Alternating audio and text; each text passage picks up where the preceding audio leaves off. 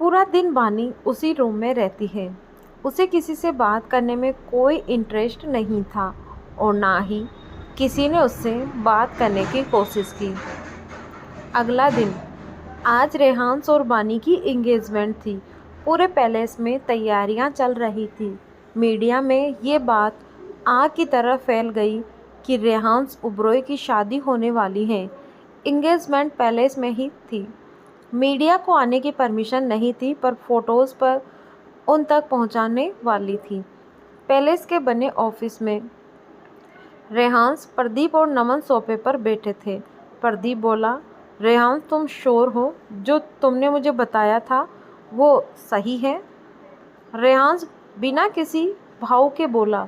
रेहान्स ओबरॉय की इन्वेस्टिगेशन पर डाउट करने का कोई मतलब है? प्रदीप बोला, बिल्कुल नहीं। रेहान्स सर्द लहजे में बोला, ये मेरी लाइफ है चाचू। आपके लिए अच्छा होगा कि आप मेरी लाइफ में इंटरफेयर ना करें। रेहान्स की बात सुन नमन बिल्कुल चुप हो जाते हैं। प्रदीप बोला, तुम्हें जो करना है करो, वैसे भी तुम्हें कोई रोक नहीं सकता। रेहान्स सोफे से उठकर स्माइल करते हुए बोला, आप सबको अपनी औकात अच्छे से पता है। That's good. बोलकर रेहान्स वहाँ से चला गया। नमन प्रदीप को देखकर बोला, भैया, मुझे रेहान्स का कुछ समझ नहीं आ रहा। ये क्या करना चाहता है? प्रदीप एक टक सामने देखते हुए बोला, वो रेहान्स ओबरॉय है। कहने को तो मेरा खून है, पर उसका दिमाग सबसे अलग है। कब क्या कैसे करे कोई सोच भी नहीं सकता। नमन बोला, कभी कभी तो मुझे इससे डर लगता है। प्रदीप नमन को देखकर बोला, लगना भी चाहिए। उसके अंदर क्या चल रहा है वो हमारी सोच से बाहर है। वो दोनों बातें कर रहे थे, पर कोई था जो उनकी बातें सुन रहा था। वो इंसान वहाँ से डायरेक्ट एक रूम में जाता है और मिरर के सामने खड़े होकर बोला, कुछ तो चल रहा है उसके दिमाग में। और वो लड़की बानी, वो भी टेढ़ी लगती है। उस बानी के बारे में पता करना होगा। बानी के रूम में बानी बेड पर बैठी कुछ सोच रही थी। तभी उसका फ़ोन बजता है। बानी देखती है कि प्रिया जी का कॉल था। बानी कुछ देर सोचकर फ़ोन उठा लेती है। प्रिया जी गुस्से में बोली, फ़ोन क्यों नहीं उठा रही थी तुम मेरा? बानी उनकी बात को इग्नोर करके बोली, सोमांस हॉस्टल गया। प्रिया जी बोली, बानी मेरी बात इग्नोर मत करो। बानी बोली, मम्मा पहले आप बताइए। सोमांस हॉस्टल गया? प्रिया जी बोली, हाँ, कबीर उसे ले गया था कल शाम को। अब मुझे बताओ ये शादी क्या है? बानी बोली, मम्मा शादी करना ज़रूरी है। प्रिया जी बोली, बानी मैं तुम्हारी मम्मा हूँ। अगर तुम्हारी लाइफ में कोई था तो तुम मुझे पहले बता सकती थी। बानी बोली, मम्मा नहीं बता पाई। रेहान्स नॉर्मल इंसान नहीं है, वो सेलिब्रिटी है, इसीलिए सब सीक्रेट था। आज इंगेजमेंट है, आप आ जाना। प्रिया जी बोली, तुमने अपनी लाइफ का डिसीजन खुद लिया है, एक बार मुझे बताया तक नहीं। मुझे नहीं लगता कि मेरी बेटी को मेरी ज़रूरत है, तो मैं वहाँ आके क्या करूँगी? बानी बोली, आपको आना है तो आओ वरना मत आओ, आपकी मर्जी। बोलकर बानी कॉल कट कर देती है। इसी के साथ उसके आंसू निकल पड़ते हैं। बानी बुरी तरह रोने लगती है। बानी सुबकते हुए बोली, सॉरी मम्मा, पर मैं नहीं चाहती कि आप यहाँ आओ। मुझे आपको और सोमांस को इन सब से दूर रखना है। उसके लिए ये ज़रूरी था। I really sorry. बोलकर बानी तकिए में मुँह छुपाकर रोने लगती है। बानी रोते रोते सो जाती है। शाम का वक्त, बानी के रूम का डोर नॉक होता है, जिससे बानी की आंख खुलती है। वो उठकर गेट खोलती है। बाहर मानसी थी और उसके साथ दो लड़कियां थी। बानी साइड होती हैं, सब अंदर आते हैं। मानसी मुस्कुराते हुए बोली, भाभी, ये दोनों मेकअप आर्टिस्ट हैं, ये आपको रेडी करेंगी। मानसी की बात पर बानी कुछ नहीं बोलती। वह बस एक टक मानसी को देख रही थी, जिसके चेहरे पर मासूमियत दिख रही थी। बानी ने मानसी के अलावा और किसी की आंखों में सच्चाई नहीं देखी थी। बानी को मानसी बिल्कुल अपने जैसी लग रही थी। मानसी बानी को गौर से देखते हुए बोली, भाभी आपकी आंखें क्यों लाल हैं? बानी हल्का सा मुस्कुराकर बोली, कुछ नहीं, वो मैं सो रही थी शायद इसीलिए। मानसी पुटआउट बनाकर बोली, अरे भाभी अपनी सगाई के दिन कौन सोता है? आपकी जगह मैं होती ना तो अभी तक पूरा घर सर पे उठा लिया होता। खैर छोड़ो, आप जल्दी से तैयार हो जाओ, बोलकर मानसी रूम से चली जाती है। करीब 1 घंटे बाद बानी ड्रेसिंग टेबल के सामने बैठी थी। इस वक्त वो रूम में अकेली थी और पूरी तरह से तैयार थी। बानी ने एमराल्ड ग्रीन कलर का स्लीवलेस वी नेक गाउन पहना था, जिसके साथ मैचिंग ग्रीन स्टोल भी था। गले में एम्बलेड नेकलेस और एमराल्ड ईयरिंग, साथ में हाथ में ब्रेसलेट, होठों पर रेड लिपस्टिक, खुले बाल कर्ली करके छोड़ा था और सबसे खास उसकी ग्रे आईज। पानी खुद को देख रही थी। तभी रूम का गेट खुलता है और रेहांस अंदर आता है। बानी पलटकर रेहांस को देखती है। रेहांस ने ब्लैक सूट पहना था जिस पर डायमंड्स का एक ब्रैच था। रेहांस बहुत हैंडसम लग रहा था, पर बानी उसे कुछ पल देखकर अपनी नज़रें फेर लेती है। रेहांस बानी को कमर से पकड़कर उसकी आंखों में देखते हुए बोला, you are looking beautiful my obsession. ये सुनते ही बानी रेहांस की ब्लू आइज़ में गौर से देखने लगती है।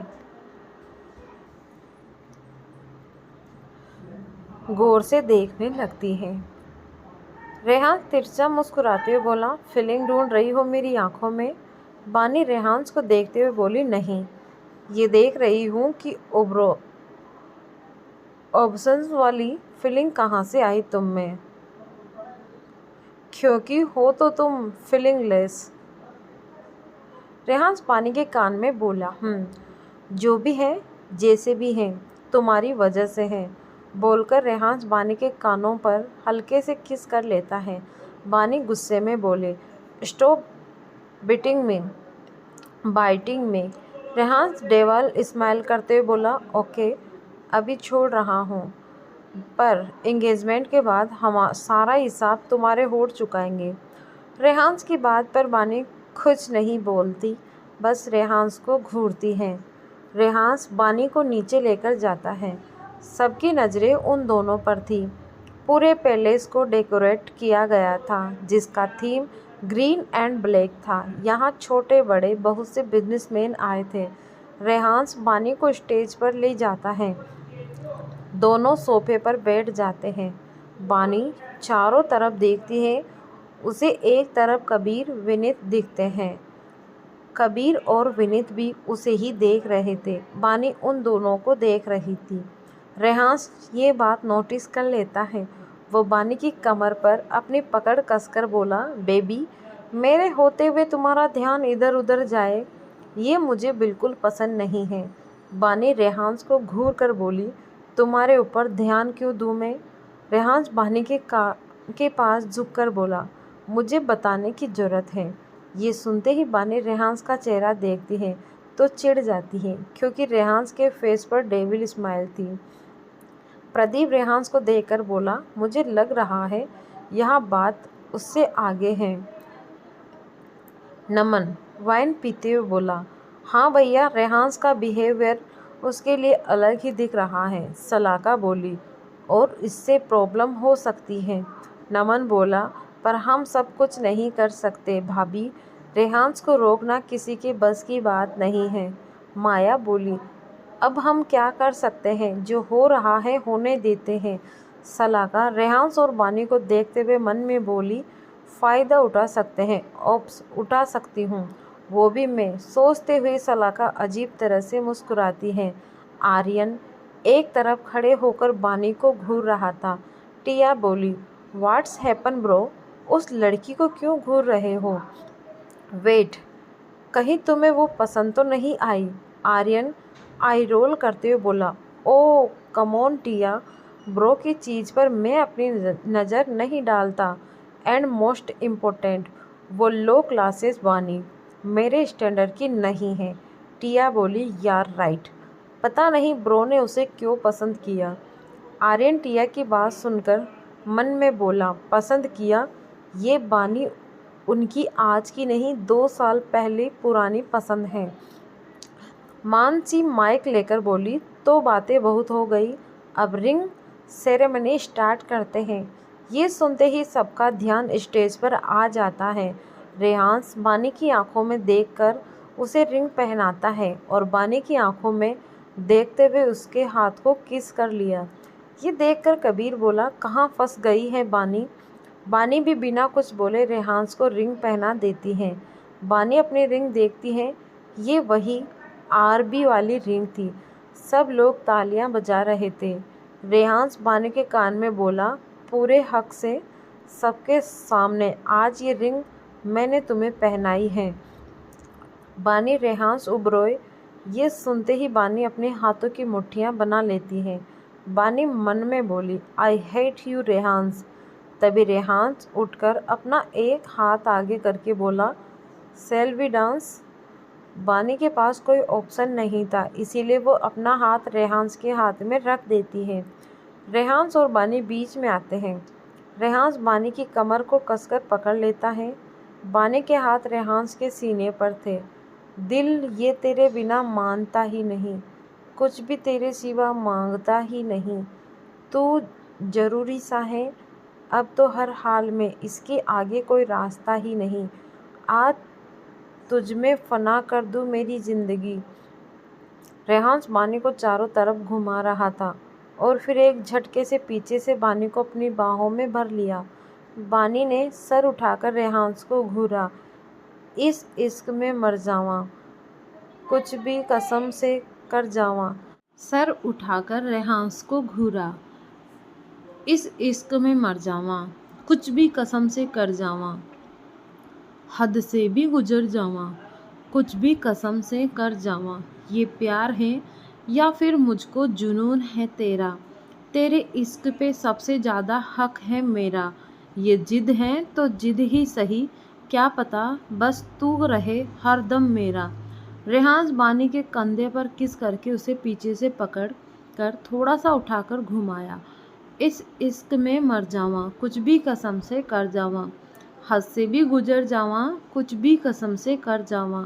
अंजाम दे दिल को मेरे, मेरे पास आकर मर, मर के जी रहा हूँ, मेरी सुन ले सदा, महसूस कर तू भी मुझको ज़रा, हो ना मुझसे जुदा। रेहांस बानी को खुद से दूर करके एक झटके से उसे लेफ्ट करके घुमाने लगा। बानी रेहांस के कंधे पर हाथ रखे उसे ही देख रही थी। इस इश्क में मर जावां, कुछ भी कसम से कर जावां, हद से भी गुजर जावां, कुछ भी कसम से कर जावां। रेहांस ने बानी को नीचे उतारा। इस वक्त दोनों ही एक दूसरे की आंखों में देख रहे थे। सबकी तालियों से उनका ध्यान टूटा है। बानी एक नज़र रेहांस को देखकर वहां से चली गई। क्या राज है इस सगाई के पीछे? क्या कहा था रेहांस ने प्रदीप के कान में कि वो सगाई के लिए झट से राजी हो गए। बानी सीधे कबीर और विनीत के पास गई और कबीर के गले लग गई। कबीर ने भी बानी को कसकर गले लगा रखा था। विनीत बोला, कबीर छोड़ दे उसे, उसका वर्ल्ड भी तुझे ही घूर रहा है। विनीत की बात सुनते ही कबीर की नज़र रेहांस पर गई, जो कुछ लोगों के साथ खड़ा था और कबीर और बानी को ही घूर रहा था। कबीर ने भी रेहांस को घूरा। बानी ने कबीर से अलग होकर पूछा, कैसे हो तुम दोनों? कबीर उसे घूरते हुए बोला, ये सवाल तो मुझे तुमसे पूछना चाहिए। बानी कड़वाहट से बोली, मैं तुम्हारे सामने हूँ, आज मेरी सगाई हुई है तो ठीक ही हूँ। कबीर लाचारी से बोला, बानी क्यों कर रही हो, मत करो ये शादी। विनीत अचानक से बोला, कबीर सही बोल रहा है बिल्ली, तुम्हें ये करने की कोई ज़रूरत नहीं है। बानी विनीत को घूर कर बोली, तुमने मुझे फिर से बिल्ली कहा? विनीत बेफिक्र से बोला, हाँ क्योंकि तुम बिल्ली हो और आज तुम हरी बिल्ली बनी हो। बानी चिढ़कर बोली, तुम क्या हो हाँ काले कुत्ते? कबीर तेज आवाज में बोला, चुप हो जाओ तुम दोनों, बच्चे हो क्या? सिचुएशन देखी नहीं कि लड़ना शुरू हो जाते हो। बानी तुनक कर बोली, मैं कुछ नहीं करती, यही बकवास शुरू करता है। विनीत उसे देखते हुए बोला, तो तुम अपने कान बंद कर लो, ना तुम सुनोगी ना जवाब दोगी। बानी उसे घूर कर बोली, इससे अच्छा तुम अपना मुंह बंद करो।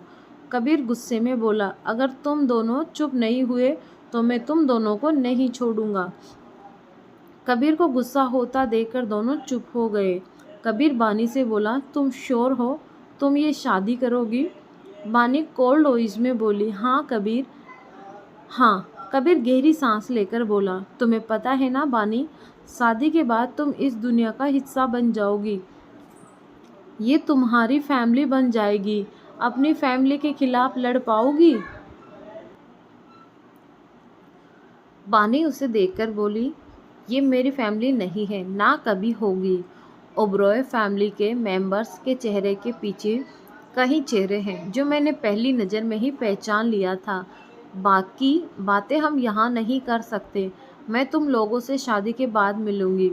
कबीर कुछ पल रुककर बोला, ठीक है, जो करना है करो, बस अपना ध्यान रखना। बानी ने हाँ में सर हिला दिया। विनीत बोला, तो हम चलते हैं। कबीर और विनीत चले गए। बानी ने पीछे पलटकर रेहान्स को देखा जो उसे ही लाल आंखों से घूर रहा था।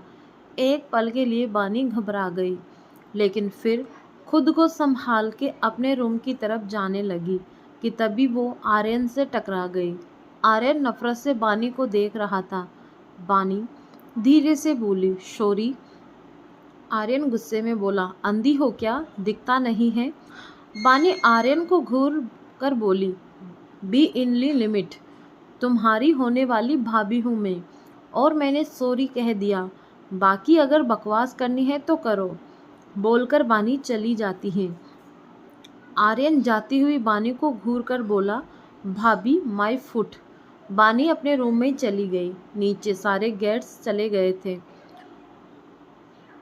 बानी रूम में मिरर के सामने खड़ी होकर खुद को देखती है, फिर अपनी रिंग को। तभी बानी के रूम का गेट खुला। बानी ने सीधे गेट की तरफ देखा। गेट पर रेहान्स खड़ा था जो उसे ही घूर रहा था। बानी हकलाते हुए बोली, ऐसे क्या घूर रहे हो? रेहान्स गेट बंद करके बानी के पास आया और बानी को कमर से पकड़कर खुद से सटा लिया। बानी रेहान की आंखों में देखती हैं जिसमें सिर्फ गुस्सा था। रेहान्स ने बेरहमी से बानी के ईयरिंग निकाले, जिसकी वजह से बानी की आह निकल गई। बानी ने नेकलेस पहले ही निकाल दिया था। बानी गुस्से में बोली, पागल हो गए हो क्या? रेहान्स कुछ नहीं बोलता। वो बानी का स्टॉल उठाकर साइड में फेंक देता है। बानी रेहान्स को धक्का देकर बोली, क्या कर रहे हो, क्या हुआ है? रेहान्स अब भी कुछ नहीं बोलता। वो बानी का हाथ पकड़कर उसे खींचकर वॉशरूम में ले जाता है और शावर के नीचे खड़ा कर देता है। रेहान्स बानी को वॉल से टिकाकर शावर ऑन कर देता है। शावर का पानी दोनों के ऊपर गिर रहा था। बानी कन्फ्यूजन से रेहान्स को देख रही थी। रेहान्स बानी के हाथों को मलने लगता है। बानी रेहान्स से खुद को छुड़ाने की कोशिश करती है, पर उसकी कोशिश बेकरार थी और बेकार थी। बानी हैरानी से रेहान्स को देखती है। रेहान्स के चेहरे पर कोई भाव नहीं था और उसका ध्यान बानी के खूबसूरत जिस्म पर था। बानी कुछ कहती उससे पहले ही रेहान्स बानी के होठों पर किस करने लगा। बानी का दिमाग बिल्कुल ब्लैंक हो गया था। उसे समझ ही नहीं आ रहा था कि क्या हुआ। थोड़ी देर बाद बानी को होश आता है और उसे समझ आता है कि वो रेहान्स के सामने अपने इनर में है। रेहान्स अभी भी बानी के होठों को स्पोक कर रहा था और उसके हाथ बानी के पूरे शरीर पर चल रहे थे। शावर का पानी दोनों के ऊपर गिर रहा था। करीब 20 मिनट बाद रेहान्स बानी से अलग हुआ। बानी कुछ रिएक्ट नहीं कर रही थी। रेहान्स बानी को अच्छे से साफ करके उसे बाथरोब पहनाकर गोद में उठाकर बाहर लाता है और बेड पर बिठा देता है। बानी बिना किसी भाव के रेहान्स को देख रही थी। उसे समझ नहीं आ रहा था कि रेहांस ने ये किया क्यों। रेहांस झुककर बानी के कान में सर्द लहजे में, तुम्हारे शरीर पर मुझे किसी की छुअन बर्दाश्त नहीं है बेबी। आज के बाद तुम किसी को भी गले नहीं लगाओगी। रेहांस की बात सुन बानी के चेहरे पर हैरानी के भाव आ जाते हैं। वो रेहांस को देखती हैं, तभी उसके दिमाग में कुछ आता है। बानी खड़े होकर रेहांस का कॉलर पकड़कर, मैं कबीर के गले लगी थी, इसीलिए तुमने ये सब किया। बच्चे हो क्या तुम जो ऐसे रिएक्ट कर रहे थे? और तुम कबीर से जल रहे हो? सीरियसली? तभी बानी नोटिस करती है कि रेहांस उसे बुरी तरह घूर रहा था। पहले तो बानी को कुछ समझ नहीं आता, फिर जैसे उसे समझ आता है वो रेहांस का कॉलर छोड़ देती है। बानी नकली हंसी हंसते हुए वो फ्लो में कॉलर पकड़ ली। Don't mind. रेहांस कुछ नहीं बोलता, वह अभी भी बानी को घूर रहा था। बानी चिढ़कर, क्या है, ऐसे क्यों घूर रहे हो? कभी देखा नहीं है क्या मुझे? रेहांस बानी के पास आकर उसके माथे पे किस करके, गुड नाइट, तुम्हें नींद की ज़रूरत है। और एक बात, रेहांस उबरोए किसी से जलता नहीं है, मैं बस अपनी चीज़ों को लेकर पॉजिटिव हूँ। तुम सो जाओ बोलकर रेहांस चला जाता है। बानी मुंह बनाकर, पॉजिटिव नहीं और पॉजिटिव। बानी कपड़े पहनकर बेड पर लेट जाती है। वो ऑलरेडी थक गई थी, तो बेड पर लेटते ही उससे नींद आ जाती है। रेहांस और पॉजिटिव, क्या बानी रेहांस की कमजोरी बनेगी? क्या होगा रेहांस और बानी की कहानी में आगे हम जानेंगे अगले भाग में। धन्यवाद।